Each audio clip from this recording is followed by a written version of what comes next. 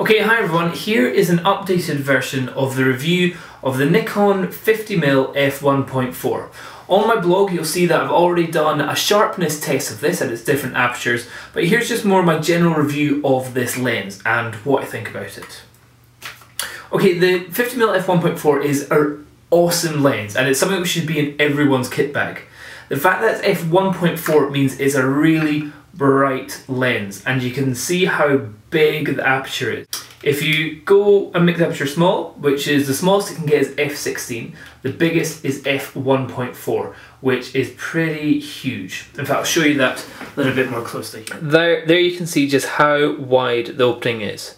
If we move it down so it's f5, f5.6, that's what it looks like there. Big. It's a fairly wide, big top at the front, and at the back, fairly big there as well. Huge. Now, by having the lens cap on the front of the lens, that means when I hold down the shutter button halfway, it will focus all the way through and all the way back, from infinity to its closest position. So listen also to the sound of how loud it is to focus. Okay, so it's a little bit of a noisy lens, but it's really, really quick. Let's see if we can see that from above.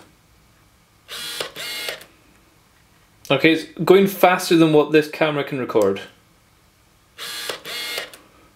And its closest is at 45 centimeters.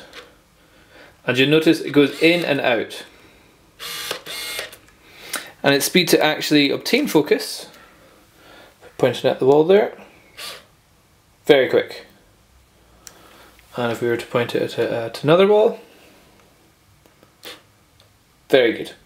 Now if I were to do manual focusing, it's almost totally silent. So let's stick that into manual and listen.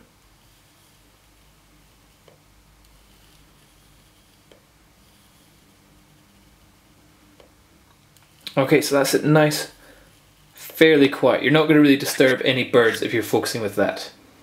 Okay, now for this next test, I'm going to show you the effect of the size of the depth of field that you get at the different apertures. What I'm going to do is I'm going to have the camera pointing so that it's aiming at the keyboard and it's going to be pointed at the X.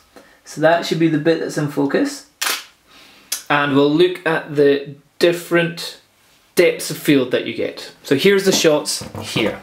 Okay, I've just turned the photos around so they're taking up more of the screen. What I'll do is I'll put these photos on the blog so you can have a closer look at them. This first shot is taken at f1.4 and as you can see the depth of field is pretty much just that key, the X key. Even at the far end is kind of going a little bit blurry and it's really just that end there. So I was pretty impressed with that. Whenever you change it and you're looking at the raw, I'll just show you that one now, you'll see a little bit more chromatic aberration kind of going on. So a little bit more green there and a little bit of red coming in. So that's the raw and the JPEG. It's not too bad. So that was at f1.4. If we go to f2, you notice that the outside bits are a little bit brighter now, or a little bit brighter. So at f1.4, that's effectively what we call vignetting, where the very edges are not as bright as the center. So if we look closely up down at the corner here, that's f1.4, f2. See? Little bit of difference. Once you get beyond f2, here's f2.8, f5.6, f8, you can't really see the difference. So it really is just f1.4, then once you're at f2, it's good. But so the vignetting pretty much goes away by the time you're at by the time you're at f2. If you look at the depth of field now, it's got a little bit wider, barely. 1.4 to 1.8, let's see the difference. There to there, there to there. Very difficult to see the difference. What you can see is maybe up beside this D up here, you can see it changing slightly, so that's a little bit sharper there. Then we go to f2.8. Now this is where you'd have your normal prime lenses, and you can really see an amazing amount of sharpness in the bits which are in the focus. Right in there, you can actually see the kind of grains of the keyboard, which I can't see normally with my bare eyes. Then once you're getting this is at 5.6, and as you can see again, so now we're kind of getting a couple more letters. We're getting the X, the C, the V, maybe the D is looking a bit more in focus. So if we go back to 1.4, it's really X, S, and then a little bit of W. And then once you're at f5.6, you're seeing a lot more of the keyboard there. And then at f8, this was it was only at a 20th of a second here, so we probably have a little bit of motion blur there, making it not quite as sharp, but it's actually not too bad, not too bad. Here's a slightly other version of it, where I've taken shots of Mr. Hippo, and here we can actually see some of the reflections in his eyes. So there you've got, he's got little little things cut out of his eyes, so they look a little bit painful. But again, there, f1.4, f1.4 to f2, you'll notice again just down at the corners, they definitely do go from there to a little bit brighter, a little bit brighter, a little bit brighter, definitely. Again, by f2, the chromatic aberration's pretty much gone. f1.4, you can really see the green and the blue over here. f2, green's still there, but it's not half as bad. And then what's that? That's f2.8 is looking spot on again. So if we look at the letters E, F, yeah, and then by the time we're at f8, it's at 20th of a second again, so we're getting a little bit blurry. But look how much more of Mr. Hippo is in focus compared to f1.4. From there, you've got just a bit of his nose to then pretty much all of him is in focus. Okay, so that's just the shots there. Now, being that, first of all, you notice that the colour's completely changed in here. That's just because I've just done a custom white balance on my camera there. But anyway, back to the lens. If you're shooting this on a DX body, then it's got a crop factor of 1.5, making this a 75mm lens, which is pretty good for portraits. If you've got it on a full frame camera, it's obviously a 50mm. The size of the aperture doesn't change if you go from full frame or into a DX, cropped frame size. Also, the actual depth of field does not change if you go from a full frame or a crop censored camera. The equivalent may change, but the actual doesn't. So, what would you use this for? Well, I've actually used it for stuff like landscapes. I've used it for panoramas where I've done shots like that, but that's usually when I've been in high up on a mountain far, far away. I'm trying to get a massive kind of valley. In fact, I'll show you the picture here, which I did there. But I also use it a lot for portraits. Especially if you're in a dark location, because of how bright it is, your focus points inside the camera are much better at picking up the light and being able to focus a lot quicker. So that's one of the reasons why it focuses.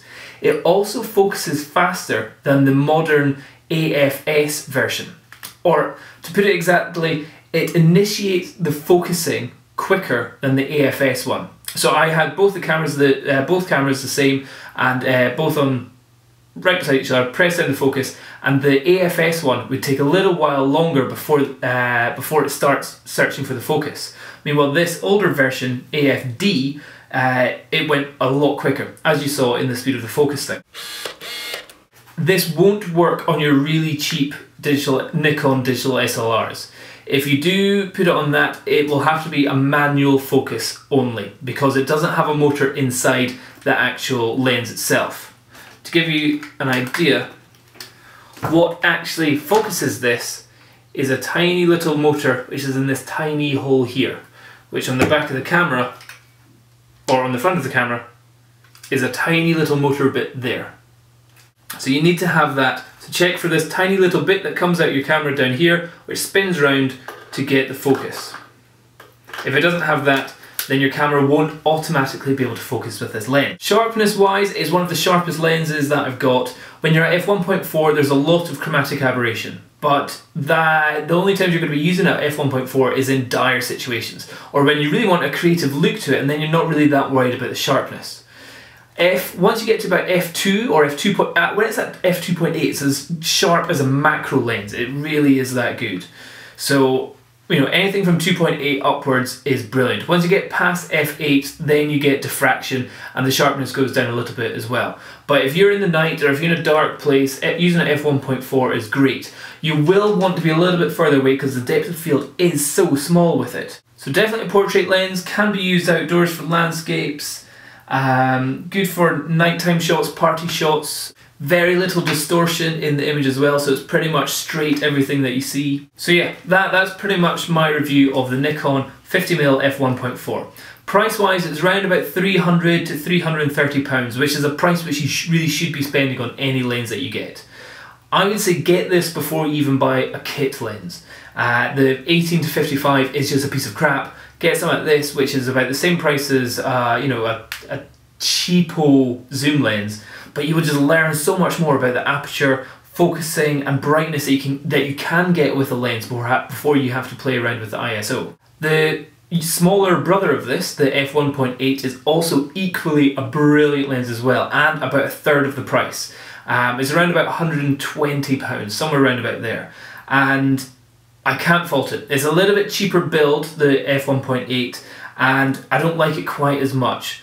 But just for the brilliant of how shallow the depth of field you can get with this is, and also how bright it can be, then it's just really good for filming. Also the fact that because it's old school, it still has its aperture ring, which means if you're putting it onto a Canon camera for doing video stuff, you can change the aperture on it very easily. You just need one of the simple adapters, which I normally put on the camera which I'm shooting with just now. Okay, so here's an example of the brightness that you get with an f1.4 lens. This is the 50mm f1.4 taken at 60th of a second ISO 200. So as you can see, it's pretty bright. You can see it's only lit by that horrible light there and two tiny little lights up there, and it's a fairly orange room. Now if we were to change it to what would be a good prime lens, which would be an f2.8, this is the brightness difference. So that is effectively 2 stops darker. And if you're using like your average kit lens, your 18 to 55, once it gets to 55mm, it's usually at f5.6, which is this dark. So this is at f5.6. So that should give you some sort of an idea of how bright this lens is. So that's definitely one thing I like, is the fact that you've got manual control of the aperture if you need to have it, especially if you're changing it with that. The new AFS lenses don't have that, so you can't use them on really old-fashioned cameras or film cameras either. So yeah, I hope that's pretty much covered any of your questions that you've got on this lens. I definitely put this up in my top 5 lenses that you've got to get. This, the 85, the 105mm AFS one, the 70 to 200 and a wide angle. This is definitely one that you've got to get. Without a doubt. Without fail. Okay, so I hope that helps. And what I'll do is on the blog I'll put links to this lens if you're wanting to get it. Cheers, bye bye.